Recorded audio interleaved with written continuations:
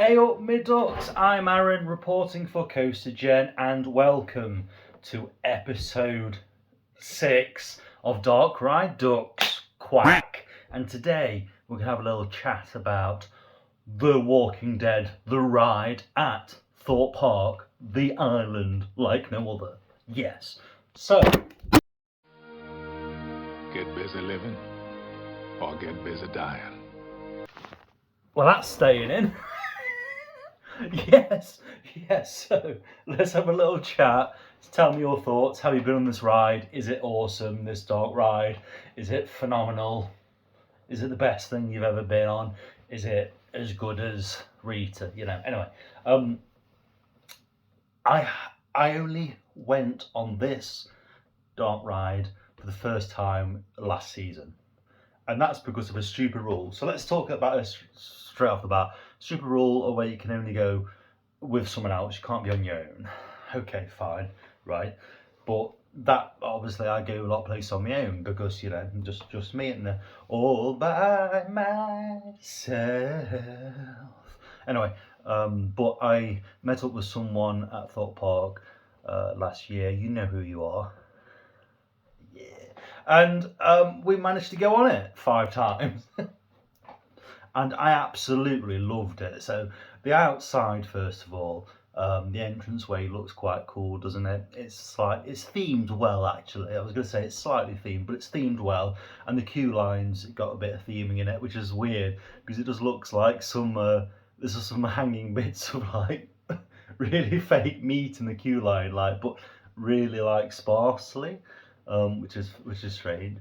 I'm guessing the front's meant to be like, you've come in trying to get into this kind of fortress place, isn't it? What in the Walking Dead world, and that they've got these rotten bits of meat, which are zombies, which are like hanging up. What's that? Hanging up still, haven't they? So no, honestly, I loved it. You get batched in.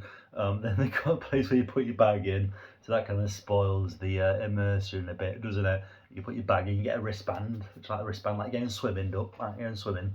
I've been swimming in a while. And then you go into this little tiny room. Oh, spoilers.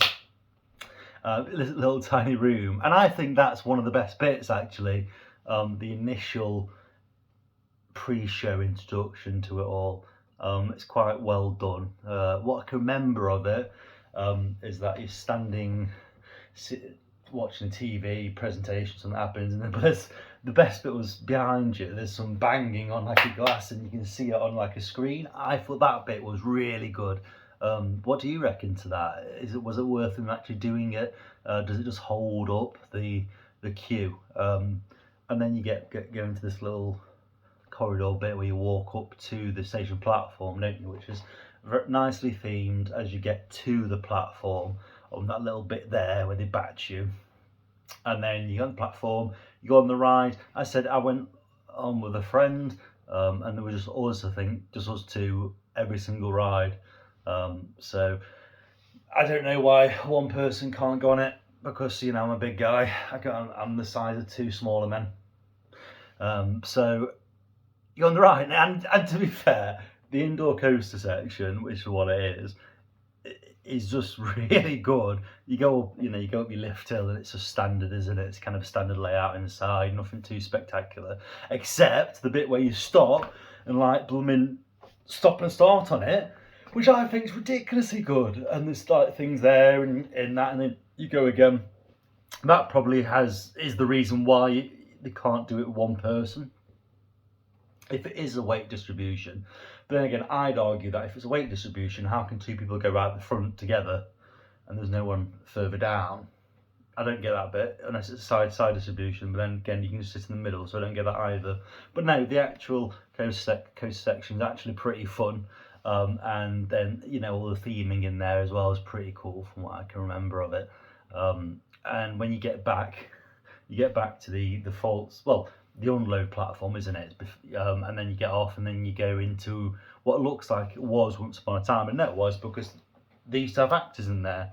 A little scare mazy bit, and I never got to experience it with actors. I don't know if the actors will ever be back. Hopefully they will, but do let me know what happened in there with the actors, because the rooms itself look that room you go through initially looks really cool, and going from there as well to the outside bit, with the scare right at the end.